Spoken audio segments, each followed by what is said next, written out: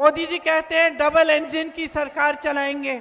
गलतफहमी में मत होना, कोई डबल इंजन नहीं है, एक सिंगल इंजन है इनका और दिल्ली से चलता है।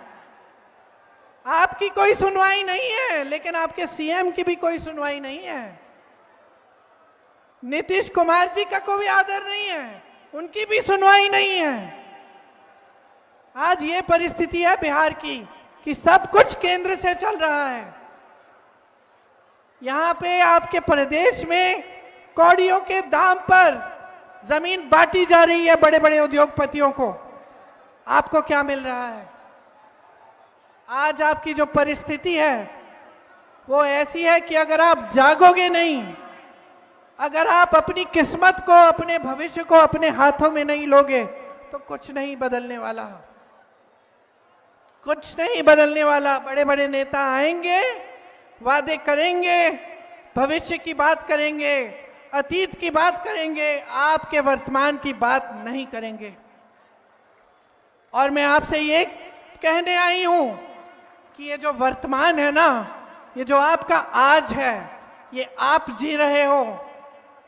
कि सुबह उठ के जब घबराहट होती है कि फिर से रोजगार ढूंढने निकलना है या वापस चले जाना है किसी दूर शहर में जहां अपना कोई नहीं है,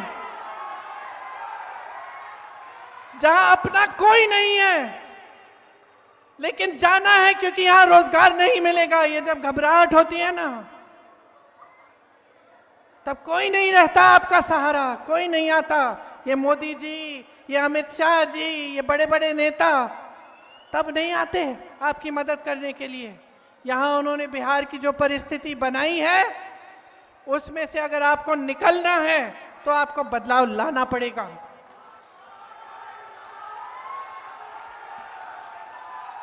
इतने सारे नौजवान हैं यहां, बताओ सब पढ़े लिखे हो?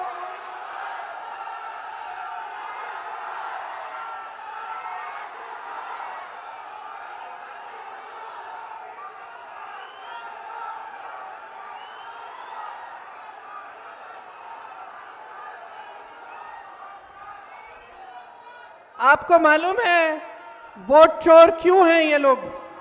क्यों?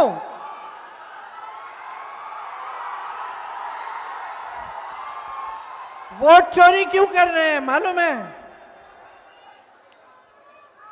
पहले तो इन्होंने बांटने की कोशिश की, थोड़ी देर के लिए चल गया काम इनका, है ना। उसके बाद उन्होंने बोला कि जंग करेंगे, ठीक है, लोगों ने समर्थन दिया। उसके बाद कुछ और निकाला इन्होंने ध्यान भटकाने के लिए, सबने समर्थन दिया। अब क्या हुआ कि 10 साल तो हो गए मोदी जी के। और एक बात है हमारे देश की जनता के बारे में, हमारी देश की जनता जो है ना, उसमें विवेक बहुत है। जनता समझने लग गई है कि ये क्या हो रहा है इसके साथ। ये जो नौजवान है ना, ये समझने लग गए हैं कि ये सारी बातें जो है सिर्फ ध्यान भटकाने के लिए है। कोई इनकी रोजगार की बात नहीं कर रहा है, कोई शिक्षा की बात नहीं कर रहा है, कोई महंगाई घटाने की बात नहीं कर रहा है, कोई उद्योग लगवाने की बात नहीं कर रहा है, सब ध्यान भटका रहे हैं। अब जब जनता जागरूक हो जाती है तो ऐसे नेता जो है ना, जो अपने ही महलों को बनाने में पड़े रहते हैं, जो अपने ही चेहरों को चमकाने में पड़े रहते हैं, ये घबराने लगते हैं। इसीलिए वोट की चोरी कर रहे हैं। ये वोट की चोरी कर रहे हैं क्योंकि ये जानते हैं कि इस देश की जनता जाग चुकी है। अब ये सब कोई बर्दाश्त नहीं करेगा, कोई बर्दाश्त नहीं करेगा। ये जो नौजवान यहाँ खड़े हैं, शिक्षित हो कि नहीं हो बताओ? कितनों की कितने नहीं शिक्षित हो लेकिन बेरोजगार हो। और जब नियुक्तियों की बारी आती है, टाइम आता है कि इम्तिहान दोगे नौकरी के लिए, तो क्या होता है? पेपर लीक होता है, घोटाला होता है, वहां भी चोरी होती है। हर जगह घूस है, हर जगह चोरी है, हर जगह भ्रष्टाचार है। जहां देखो एक सड़क नहीं बनती है बगैर भ्रष्टाचार के, एक पुल नहीं बनता है, एक खंबा नहीं लगेगा बिजली का बगैर भ्रष्टाचार के। और इनकी ये हिम्मत है कि आपके सामने आकर ये भविष्य की बातें करते हैं, अतीत की बातें करते हैं। चलिए करें, अतीत की बातें करते हैं। मैं भी करती हूं अतीत की बात। ये जो विकास हुआ ना, ये कारखाने लगे, किसने लगवाए? कांग्रेस पार्टी ने लगवाए। ये कांग्रेस पार्टी ने लगवाए। जो IIM है, IIT है, एम्स है, किसने बनवाए? जवाहरलाल नेहरू ने बनवाए। अगर अतीत पे हम बात करें तो इनकी बोलती बंद हो जाएगी, लेकिन हम अतीत की बात नहीं करते, हम वर्तमान की बात करते हैं, हम आपके आज की बात करते हैं। और हम चाहते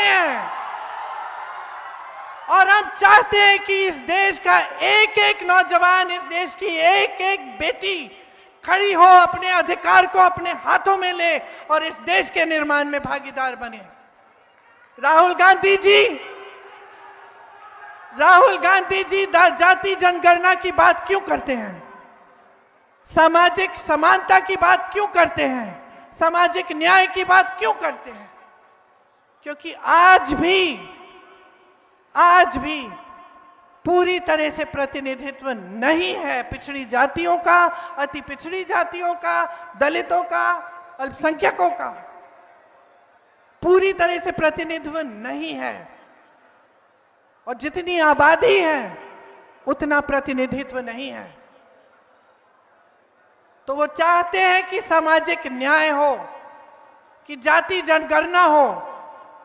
आपको मालूम है कि जब उन्होंने जाति जनगणना की बात शुरू की तो मोदी जी से लेकर भाजपा के छोटे से छोटे नेता ने विरोध किया। फिर पिछले चुनाव में उनको लगा कि जनता का समर्थन तो है, क्योंकि जो चुनाव का नतीजा था वो उनकी खुशी के लायक नहीं था। उनको पता चला कि यहां तो कुछ बदल रहा है। तो फिर उन्होंने कहा कि चलो बिहार में भी जाति जनगणना करते हैं। फिर क्या हुआ? ठंडे बस्ते में डाल दिया गया। गए कचहरी, ऑर्डर निकलवाया और ठंडे बस्ते में डाल दिया।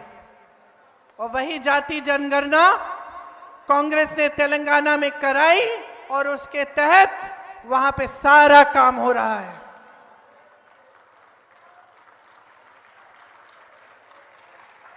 मेरी बहनें, मैं भी आपकी तरह महिला हूं।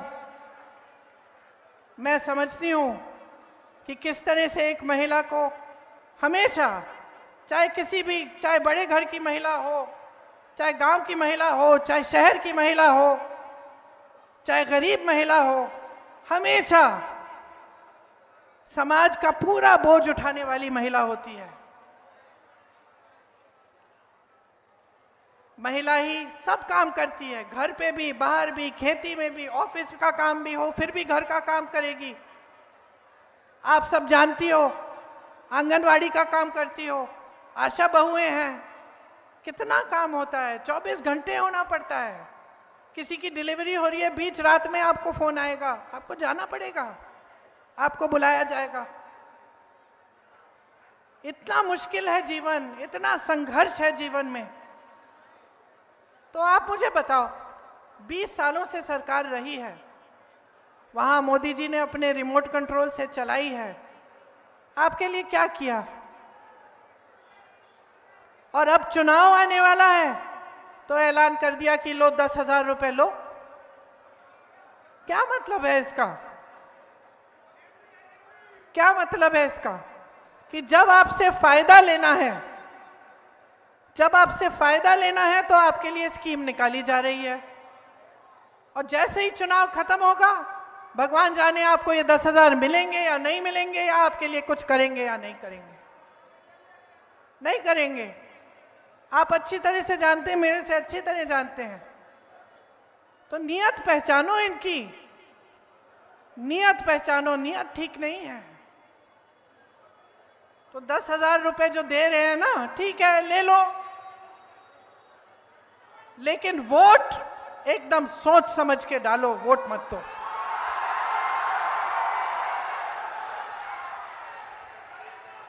वोट मत खरीदने दो। आत्मसम्मान है तुम्हारा, तुम इस देश की नारी हो, आत्मसम्मान है तुम्हारा।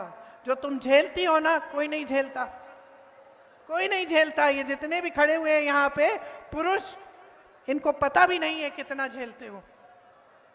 आत्मसम्मान है तुम्हारा, गर्व है तुम्हारा अपना कि इस देश की जो नई पीढ़ी है उसकी परवरिश तुम करती हो, उसे बड़ा तुम करती हो। चाहे कुछ भी हो जाए, कितने भी संघर्ष करने पड़े, जितनी भी तुम्हें उसके लिए जो भी करना पड़े तुम करोगी, लेकिन उस नई पीढ़ी को तुम आगे बढ़ाओगी, किसी ना किसी तरह से शिक्षित करोगी। मैंने यूपी में देखा है, गांव की महिलाएं थी, खुद शिक्षित नहीं थी, क्या क्या संघर्ष किए उन्होंने अपनी बेटियों को पढ़ाने के लिए। इसीलिए आत्मसम्मान है आपका। ये पूरा समाज जो है, ये पूरा देश जो है, इसको आप जीवित रखती हैं, इसको आप मजबूत रखती हैं, इसकी परवरिश आप करती हैं। इसीलिए अपने अधिकारों को अच्छी तरह से समझ लो, अच्छी तरह से समझ लो। आज मैं भी आपके सामने खड़ी हूं, वादे करूंगी, मैं भी बताऊंगी कांग्रेस क्या करेगी। अगर नहीं किया कांग्रेस में ने तो बदल देना उसके बाद, क्योंकि हमारे लिए आप ज्यादा महत्वपूर्ण हो।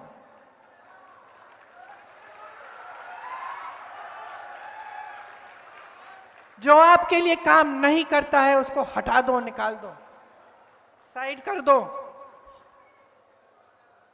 और जो मैं कह रही हूं उसको ध्यान से सुनो बहनों, ध्यान से सुनो। जितना विवेक महिला में होता है ना, किसी में नहीं होता। क्योंकि जैसे मैंने कहा, आप बहुत झेलती हैं, आप में बहुत दृढ़ता है, तो आपका विवेक जो है अब काम आना चाहिए।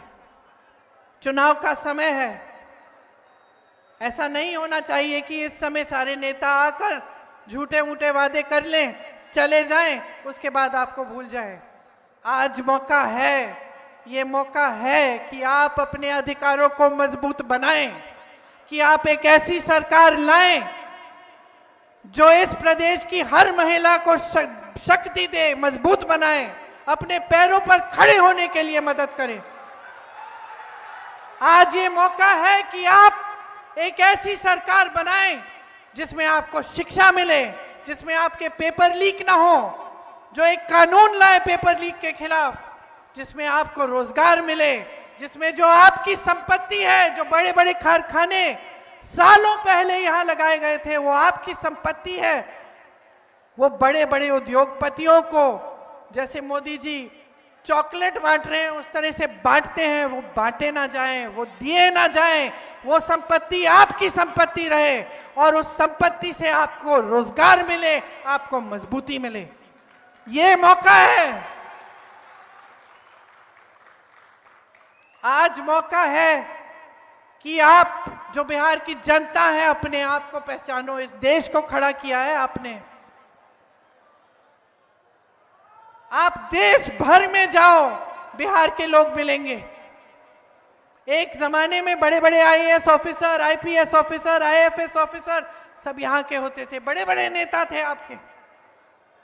और आज भी आपने इस देश की नींव डाली और इस देश का निर्माण आप करते हैं। ये है इस देश का असली केंद्र। लेकिन आप अपने आप को पहचानो, अपनी शक्ति को पहचानो,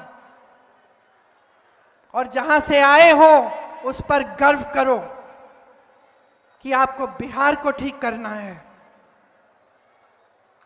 आपको ऐसे नेताओं की बातों में नहीं पड़ना जो सिर्फ अपना स्वार्थ साध रहे हैं, जो सिर्फ अपने, जैसे मैंने कहा, अपने चेहरे को चमकाने में पड़े हैं। आज ये मौका है। ये जो आपका उम्मीदवार है, आ जाओ सामने।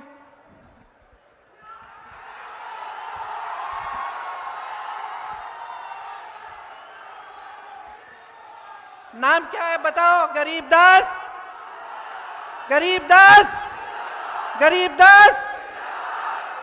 ये नौजवान है, आप में से एक है, आपको समझता है, आपके लिए संघर्ष करेगा, आपके लिए लड़ेगा और आपके अधिकारों को आपके हाथों में देगा।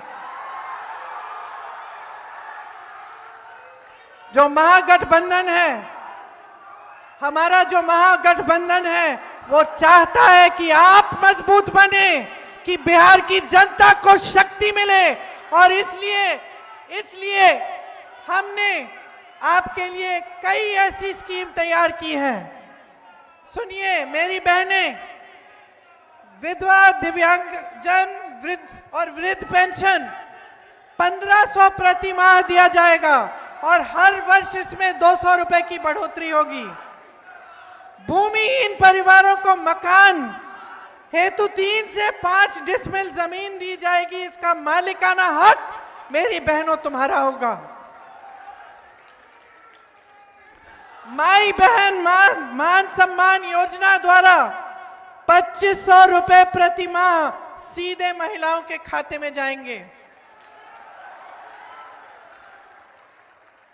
और आप सुनिए इसको ध्यान से, जब परिवार का कोई सदस्य बीमार पड़ेगा 25 लाख तक का इलाज आपको मुफ्त में मिलेगा।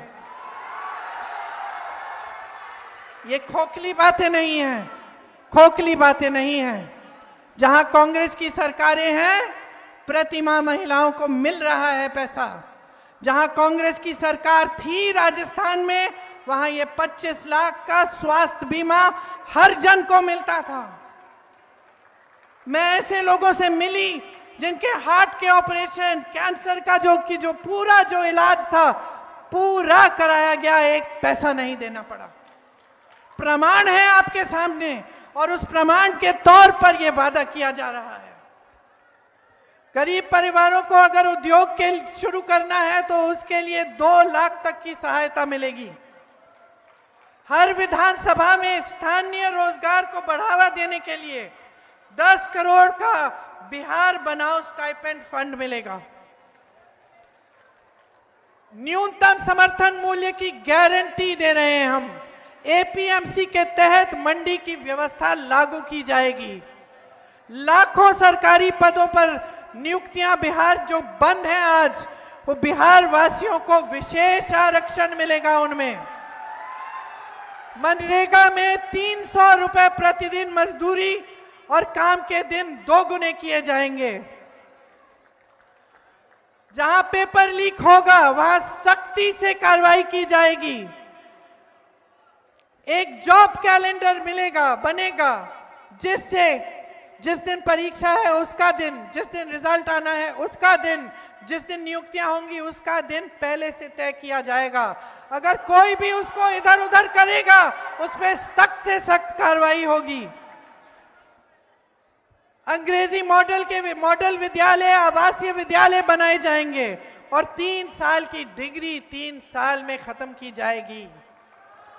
आज 3 साल की डिग्री में 5-6 साल लगा रहे हैं लोग। जो शिक्षा की व्यवस्था इतनी मजबूत थी बिहार की, वो एकदम कमजोर हो चुकी है। सामाजिक न्याय का अधिकार देना चाहते हैं हम आपको, और महागठबंधन ने यह ऐलान किया है कि पंचायती राज एवं नगर निकायों में ईबीसी आरक्षण 30% और एससी आरक्षण 20% किया जाएगा। अति पिछड़ा वर्ग अत्याचार निवारण अधिनियम बनाया जाएगा, जिससे जो आजकल जो अपराध बढ़ा है, जो अत्याचार बढ़ा है अति पिछड़ी जातियों पर, उस पर नियंत्रण लाने के लिए और उसको बंद करने के लिए यह लागू होगा। निजी शिक्षा संस्थानों में आरक्षण लागू होगा। तो ये सब हम करना चाहते हैं आपके लिए। आप जानते हैं कि अपराध कितना बढ़ गया है। सिर्फ महिलाओं पर नहीं, बच्चों पर भी बहुत बढ़ गया है, और अति पिछड़ी जातियों पर, दलितों पर तो बहुत ही ज्यादा बढ़ गया है, अल्पसंख्यकों पर बढ़ गया है। तो हमें परिस्थिति बदलनी है। आपने हाल ही में देखा, बड़े बड़े व्यापारियों की हत्या हो रही है। कल परसों एक नेता की भी हत्या हो गई चुनाव के दौरान। तो अब मुझे बताओ, बदलाव लाना है कि नहीं लाना है? बदलाव लाओ, अपने लिए लाओ, इन नौजवानों के लिए लाओ जो यहां बेरोजगार खड़े हैं शिक्षित होने के बावजूद। अपने बच्चों के लिए लाओ, बहनों अपने लिए लाओ, आपको मौका मिले। जो नौजवान बच्चियां हैं उनको मौका मिले रोजगार का, आगे बढ़ने का, उनके विकास का। तो ये समय है कि आपको सब चीजें अच्छी तरह से समझनी है। अपने वर्तमान को देखना है, अपने आज को देखना है, अपने अधिकारों के लिए लड़ना है। महात्मा गांधी जी जब लड़े थे तो बड़ा साम्राज्य था उनके आगे, और उस साम्राज्य ने सब कुछ किया, हत्याएं की, हिंसा की, लोगों को दबाया, कोई सवाल उठाता था उसको जेल में डाल देते थे। आज की परिस्थितियां भी कुछ वही हैं। आज भी कोई सवाल करता है तो उसको दबाया जाता है, कोई धरना प्रदर्शन करता है उसको उठा के जेल में डाल दिया जाता है, पुलिस पीट देती है। आज भी जिस तरह से अंग्रेजों ने लोगों को दबाकर राज किया, आज भी वोट चोरी क्या है? लोगों को दबाने का नया तरीका है। वोट चोरी करते हैं, बार बार चुनाव जीतते जाते हैं और लोगों को दबाकर सारी संपत्ति अपने बड़े बड़े मित्रों को दे देते हैं। तो आज भी वही लड़ाई है बहनों और भाइयों, सच्चाई की लड़ाई है, आपके अधिकारों की लड़ाई है, इस देश की लड़ाई है जिससे हम सब प्यार करते हैं। इस देश जिसने आपको बनाया और जिसको आपने बनाया, आपने इस देश का निर्माण किया अपने खून पसीने से। आपके पूर्वज लड़े इस देश की आजादी के लिए, आज फिर से अपनी आजादी के लिए लड़ो, इन लोगों से आजादी लो, खुद अपने पैरों पे खड़े हो जाओ। और हम तैयार हैं, सरकार बनाएंगे, आपके लिए काम करेंगे, संघर्ष करेंगे, आपके लिए समर्पित रहेंगे, आपको मजबूत बनाएंगे, आपको पूरी शक्ति देंगे।